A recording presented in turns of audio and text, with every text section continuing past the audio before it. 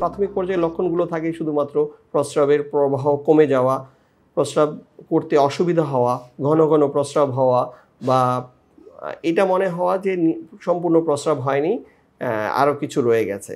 এই ধরনের সমস্যা নিয়ে সাধারণত প্রাথমিকভাবে এই প্রোস্টেট ক্যান্সার আমাদের কাছে উপস্থিত হয়।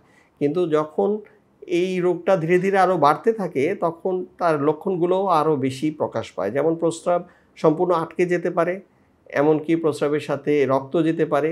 তাজা রক্ত রোগী দেখে হয়তো প্রস্রাব সাথে ব্লাড যাচ্ছে, সেজন্য তখন ডাক্তারের কাছে আসতে পারে। এছাড়াও যেটা হতে পারে যে প্রস্রাব এর সাথে সাথে পায়খানার রাস্তায়ও ব্যথা করতে পারে। যখন প্রোস্টেট গ্রন্থিটা বেড়ে পায়খানার রাস্তা পর্যন্ত চলে যায় সেটা।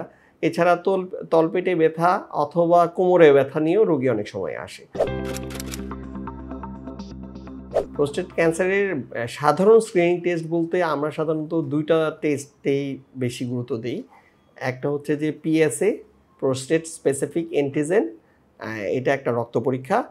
আর একটা হচ্ছে ডিজিটাল রেকটাল এক্সামিনেশন, যেটা ডাক্তার নিজ হাতে পরীক্ষা করে দেখেন প্রোস্টেট গ্রন্থি অনুভব করার মাধ্যমে যে এটা কত বড় হয়েছে, তার অবস্থাটা কেমন সেটা বুঝে সে নির্ণয় করেন যে আসলে প্রোস্টেট ক্যান্সার হয়েছে কিনা।